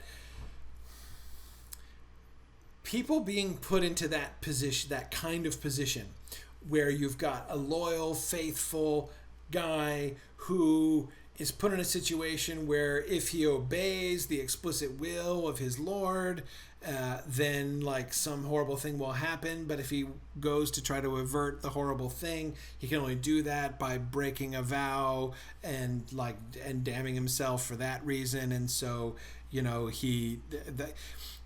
this is a very Germanic heroic trend. This kind of thing happens all the time, right? Whether it's a soldier or thane or guard like that, or whether it's a woman, right, who is married into an opposing clan and then they start fighting again, and now she's got to choose between loyalty to her husband and loyalty to her brother, or those kinds of conflicts of loyalty are at the heart of a large percentage of stories in the Germanic heroic tradition, and so it's interesting to me that it's almost like Tolkien did that accidentally, right? Or almost accidentally, in the sense that, or at least his initial impulse was not to play it up, but to downplay it, right? It's like, so you each try to do your own duty. Let's not worry about it or think about it too much. Whereas, no, Berethil Baragond is in, he's in this classic heroic position, right? And so in the published text, a little bit more is made of it, and the kind of self-sacrificial heroism that is sacrificial of his own honor, and likely his life, in order to do the right thing. That's it gets a little bit sort of brought a little bit more into the center. But this is why, knowing what a big thing this is and how Tolkien would have been well aware that this was a really big thing, interesting to me to see that his first impulse is to downplay it rather than upplay it. I would even have expected it if I had guessed before ever reading the history of Middle Earth, if I thought that element of the story was bigger and downplayed as he revised, or smaller and upplayed as he revised, I certainly would have guessed the former and been wrong. Okay, let's keep going. They now bear Faramir to the house of the sick. As Gandalf and Pippin climb back up the road, they hear the last shriek in the air of the Nazgul. Gandalf stands still a moment. Some evil has befallen, he says, which but for the madness of Denethor I could have averted. So far is the reach of the enemy. But we know how his will had entry to the White Tower, by the stone. Though he could not daunt Denethor or enslave him, he could fill him with despair, mistrust, and unwisdom. That's a cool word. When Faramir is placed under care with Berethil as guard, they meet the funeral cortege. Where is Merry? Pippin volunteers to try and find Merry.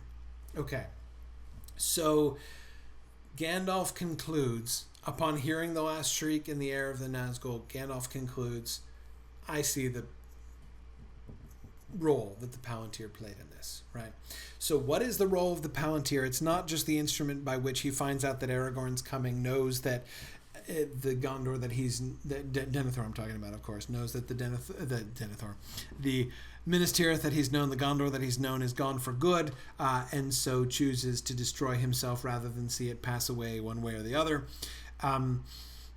It's not just that, right? Now we have, this is the first introduction of the idea that the corrupting will of Sauron was at work using the Palantir of Minas Tirith as its instrument. So how did it do? He could not daunt Denethor or enslave him. Remember the significance of the word daunt. That's been a really important word throughout the development of books, especially books 4 and 5, right?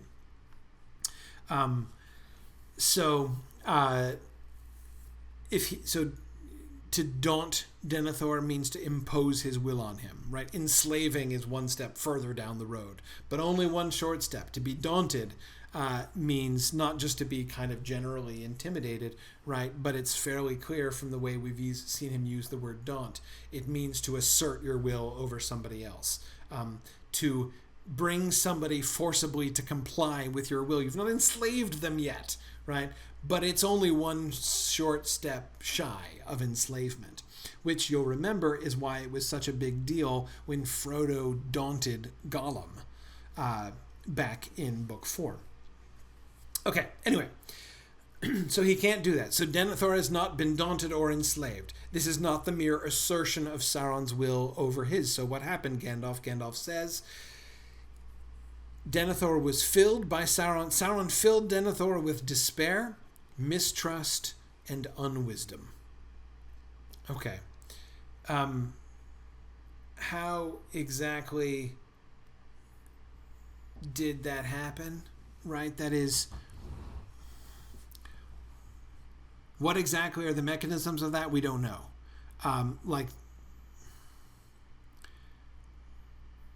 He was made mistrustful. His wisdom is turned to unwisdom. His hope to despair. We don't know how, right? We know nothing other than by looking in the stone, it's very vague, right? His will was sort of affected by it. I mean, I can't help but picture the Lord of the Rings Online mechanism here, like the the hope and despair mechanism, the hope and dread mechanism, rather, in the Lord of the Rings Online. You know, that Denethor looks into the Palantir and, his wisdom decreases, and his hope is drained, and his morale goes down, I mean, it's almost kind of that vague, that he was just influenced directly. His outlook was directly influenced. Now, he's not daunted, not enslaved, but he is corrupted in this way. So we're starting to get there, but this is still not. In other words, Gandalf says Sauron drove him to the conclusions that he came to, right?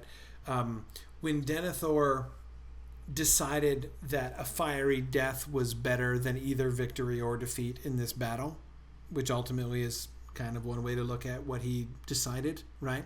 When Gandalf is implying that when Denethor decided that, he was not completely driving the bus, right? He's not enslaved, he's not daunted, but the emotional, spiritual factors that led to his conclusion, that led to his decision,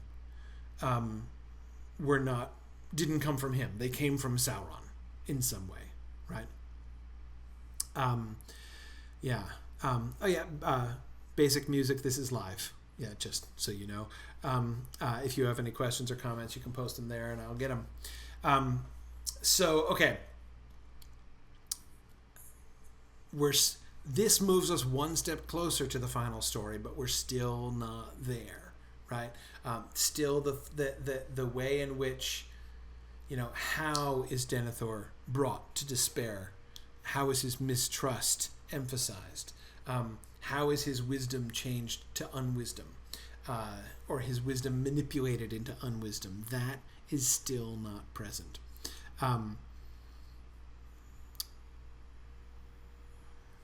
He calls for you, said Gandalf, but you cannot come to him save in one way.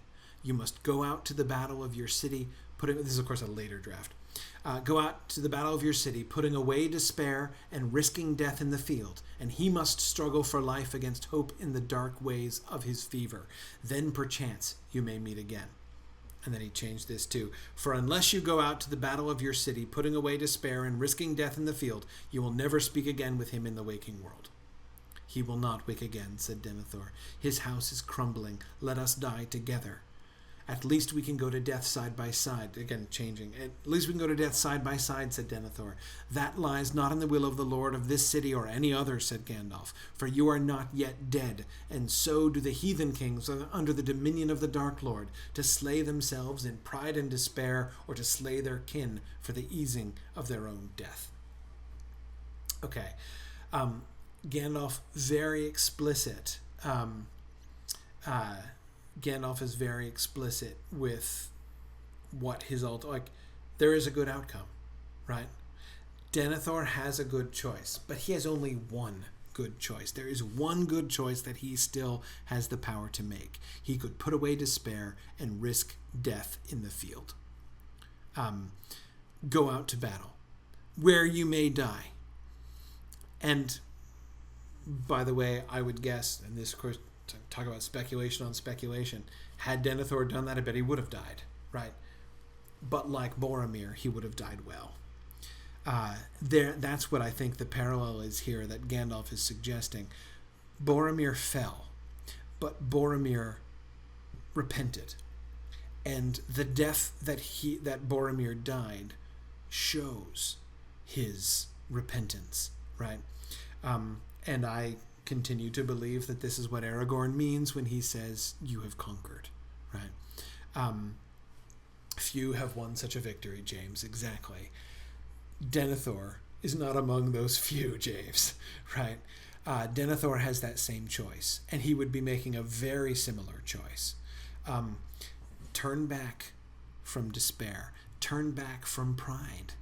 Turn back from your rejection of the good that is coming to you and the deliverance that is coming to your city, because it's not the deliverance that you want, right? Because it comes at a cost to you that you are going to have to diminish, and the one that comes after you is going to have to increase, right? Accept your role, your John the Baptist-like role. Go out into the battle. And yes, you might lose your head also, like John the Baptist, but that's okay. Right? You would, in doing so, even if that happened, then you would die well. So it's not even, interestingly, right? It's not even a choice between life and death. exactly. It's not like stop choosing death, choose life. That's not. It's kind of like that, but it's it's not quite that simple, right? Um, yeah, yeah. Um, so I really love that. I think that this is one of those things that gets toned down as he revised. We can even already see it kind of toning down in the revisions here. Um, and it's still there in the published text, but it's toned down such that it never, in the published text, the parallel with Boromir never really jumped at me, right? Basically, that Gandalf is challenging him to die as well as Boromir died. And I'm not saying that Gandalf is saying, go find some way to die, right? I'm not saying he's condemning him to death. Maybe he would live. Maybe he wouldn't die. But he needs to go and, risk death in the same way that Boromir went and risked death, not regarding his life and not seeking his own good. So again, I love to see how this story is refining itself. For you are not yet dead, right? See, it's not. He's not just telling him to die differently, right? But he's also not. Again, he's also just not telling him to turn his back on death entirely. Yes, your job is to face death, to be willing to face death.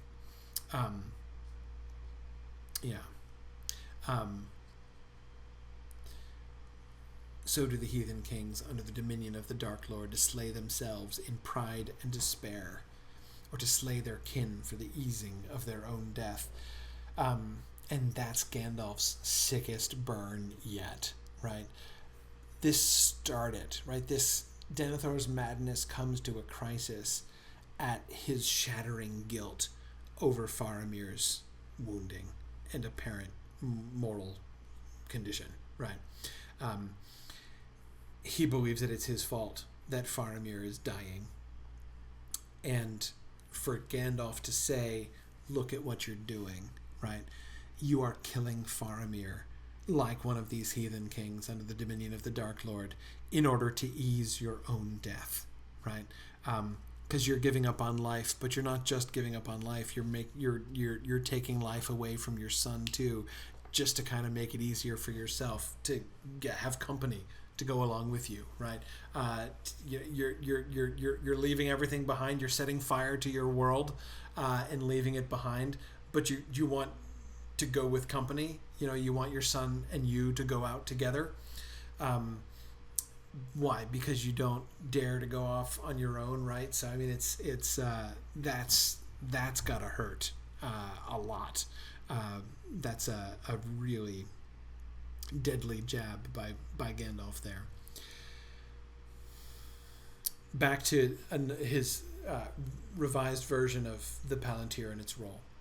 Alas, but now I perceive how it was that his will was able to enter among us into the very heart of the city. By the way, that last passage seemed to be it was the stone, right? The underlined, it was the stone. Seems to be like the moment when Tolkien is discovering that, right? And here now we have him refining it. Long have I guessed that here in the White Tower or at Orthanc, one of the great stones of sight was preserved, or both as it turns out. Denethor did not, in the days of his wisdom, ever presume to use it or to challenge Sauron, knowing the limits of his own powers. But in his grief for Faramir, distraught by the hopeless peril of his city, he must have dared to do this, to look in the stone. He hoped, maybe, to see if help was drawing nigh. But the ways of the Rohirrim in the north were hidden, and he saw at first only what was preparing in the south. And then slowly his eye was drawn east to see what it was willed that he should see.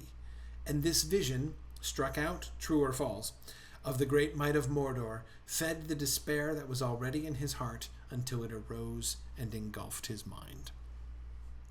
Okay, so now we're not just getting the I looked in the Palantir and some misty force of evilness spread into his mind and reduced his wisdom and increased his despair.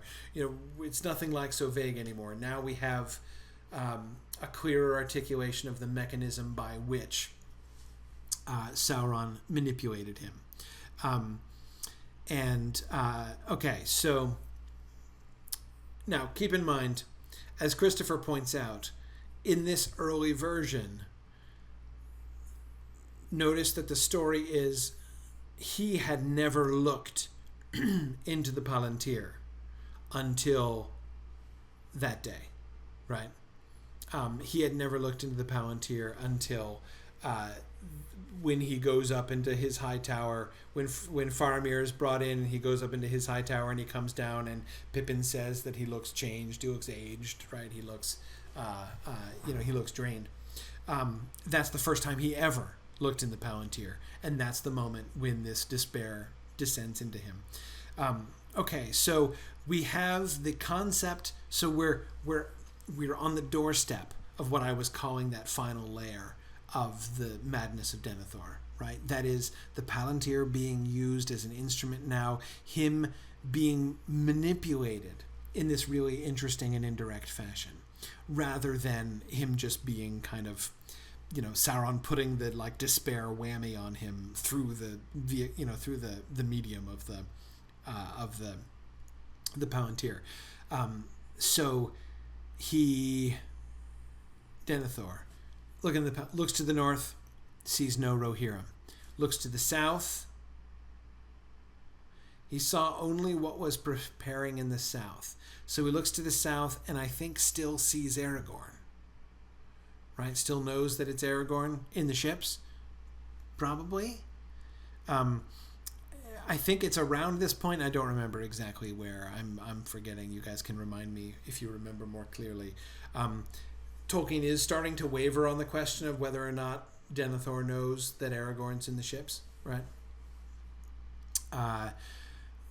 Because it seems like that's possible here, because the thing which is that what finally drove Denethor over the edge in those earlier versions we were reading was the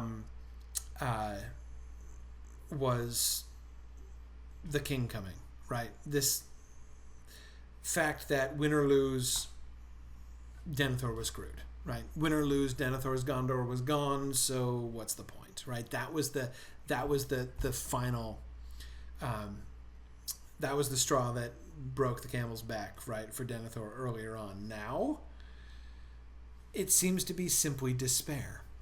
We're going to lose, right? There's no way that we can win. Simple despair, in a simpler kind of way, right? The Rohirrim aren't coming. So 2 out of the 3 things that he looks north, he looks south, he looks east, right?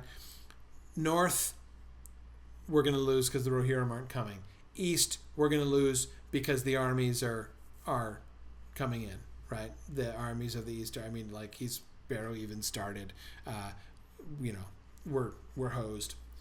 South, does he see Aragorn and does he not see Aragorn? It would fit most perfectly with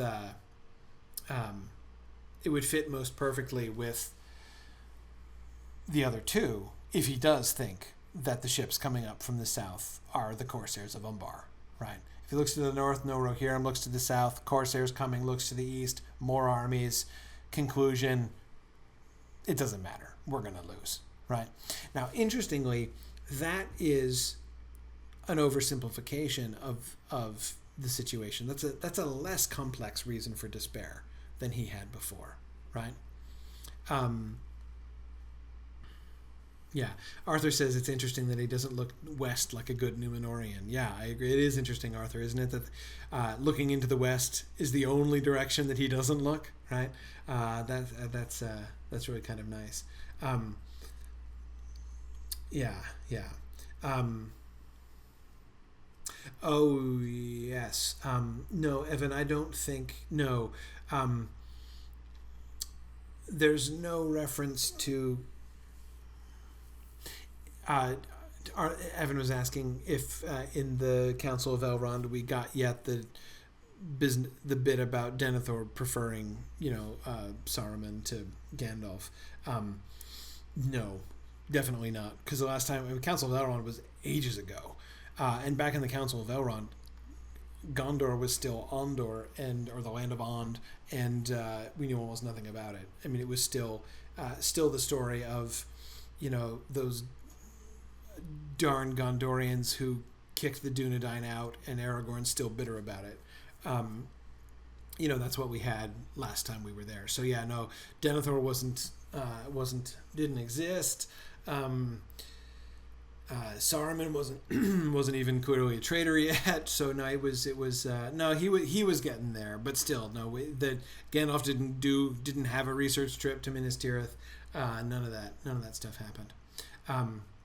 Yes, Jennifer, I think that the ways of the Rohirrim are hidden just because they're passing through the sheltered, they're being guided by the Woses on the secret trails, which he's looking at the road, understandably, right? The road to Rohan, and there's no army on it, right? Because they're taking ways he doesn't expect. Brian, I agree that it does seem to lessen Denethor's character here to have him overwhelmed simply by his own despair. Yeah, I agree. And the role of Sauron, I like the fact that the role of Sauron is being taken back to another level. Again, he's not just laying the whammy on Denethor here. He's beginning to manipulate him. Sauron shows him what it was willed that he should see. And this vision of the great might of Mordor fed the despair that was already in his heart.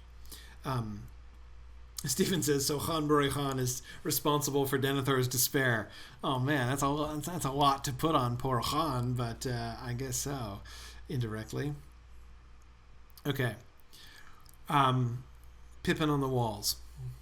Yet so it was that Pippin, with the far-sighted eyes of his people, was the first to descry the coming of the fleet. Look, Berethil, he cried. The Lord was not all demented. Isn't the Gandalf school of Denethor treatment? He saw something in truth. There are ships on the river.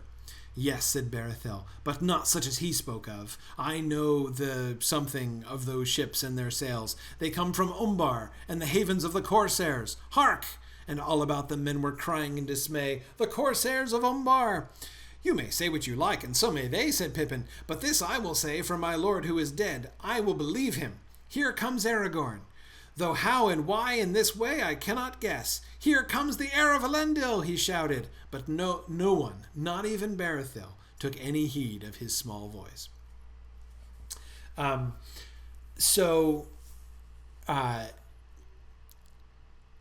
First of all, it's kind of lovely. Pippin tells us about this scene, but we never get, to see it described is really fun. So that by itself is like enough for this scene to be really wonderful. But my favorite moment here is that final, this I will say for my lord who is dead. I will believe him, right? So Denethor has declared Aragorn is coming. Aragorn is in the ships. So Pippin is having faith not in Aragorn, but in Denethor, right? Again, he's not... the Lord was not all demented, not hugely flattering, but nevertheless, I think it's really interesting and really cool that for Pippin, the thing that led to Denethor's despair and suicide is the thing that Pippin says, I will hold on to that and hope. And here's Pippin hoping when everyone around him is despairing. With good reason, right? They're believing their eyes and drawing the obvious logical conclusion from what they see, which is a very negative conclusion. Again, not that there's anything wrong in a sense with what they're doing, but Pippin says, I don't care if you say these are Corsair ships, and I can't understand how it happened. But Denethor said it's Aragorn, and I'm going to go with that, right? I'm going to believe him.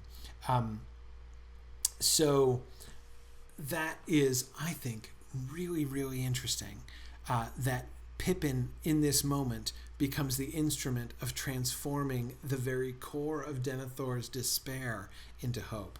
And that's a really, really neat touch that I really, really enjoy. Later on, this is Gandalf. Another scene that didn't happen in the published text. Gandalf's meeting with Legolas and Gimli. "Did you ride with the Rohirrim?" said Gandalf. "Nay, indeed," said Legolas. "A strange journey we have had with Aragorn by the paths of the dead, and we came here at the last in ships taken from our foes. Not often has one the chance to bring news to you, Gandalf." "Not often," said Gandalf heavily, "but my cares are many in these days, and my heart is sad. I am growing weary at last, Glowin' Sun, as this great matter draws to the final edge of its doom. Alas, alas, how our enemy contrives evil out of our good. For the lord of the city slew himself in despair, seeing the Black Fleet approach. For the coming of the fleet and the sword of Elendil secured the victory, but gave the last stroke of despair to the lord of the city. But come, I must still labor. Tell me, where is Aragorn? Is he in these tents?" "Nay, he has gone up into the city," said Legolas, "cloaked in grey and secretly." "Then I must go," said Gandalf. Okay, yeah, it does kind of sound, doesn't it, Jennifer, that he's suggesting that Legolas is Glowin' Sun. Yeah, that transition is a little bit strange, isn't it? But unbelievable. Legolas and Gimli turn out to be brothers separated at birth, right? Wow, what a revelation here at the end of the story. Anyway, so here it seems to me pretty clear that Tolkien has now shifted, having just given, in the previous slide we were looking at Pippin holding on to Denethor's words about the fact that it's Aragorn and the ships. Now Denethor seems not to know. This is where I had the Witch King dying with the full Macduff earlier on. Now we have Denethor dying with the full Aegeus, seeing and misinterpreting the black sails, believing it to be, sort of believing his eyes that it's the bad sign, and not knowing that it was really in fact the good sign. So anyway, the final implications. So these final pieces haven't yet been put together, or at least not that Christopher has shown us. That is, we have the element of Sauron manipulating what Denethor sees through the Palantir in order to lead him to his own conclusions, and then we have him, Denethor, believing that the ships coming up are in fact full of Corsairs of Umbar, instead, not realizing that the thing that he takes as the final evidence of his defeat and of Gandalf's folly is in fact the catastrophe that he does not yet perceive. So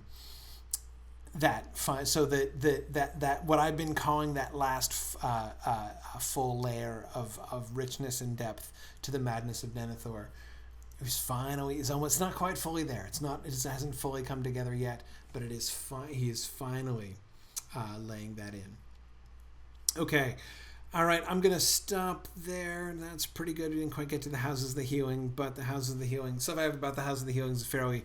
So that's the miscellany that I didn't quite get to, but that was not bad. We'll roll that into next time. Next time we're going to focus primarily on the last debate, the chapter on the last debate. We get a very, very short chapter from Christopher about the Black Gate opening, and then another chapter about the maps. I don't know how much I'm going to have to say about the maps. I've been traditionally saying rather little about the map chapters in the history of Middle-earth so far. Really liked the map chapters back in the Silmarillion material. I'm a little bit less into them here, but anyway, we'll still read those, but I don't know how much we'll talk about it. But in any case, we are still on pace. Next week, we're finishing the book. We'll be done with the War of the Ring by Mythmoot. Only a matter of hours before I arrive at Mythmoot, but nevertheless, there it is. All right, thanks everybody for joining me, and I will see you guys next week for our last class session on the War of the Ring. Good night, everybody. The Mythgard Academy has been offering in-depth discussions of awesome books and films since 2013, completely free to attend and free to download. If you've enjoyed our discussions and would like to help them continue, please consider donating at Signum University.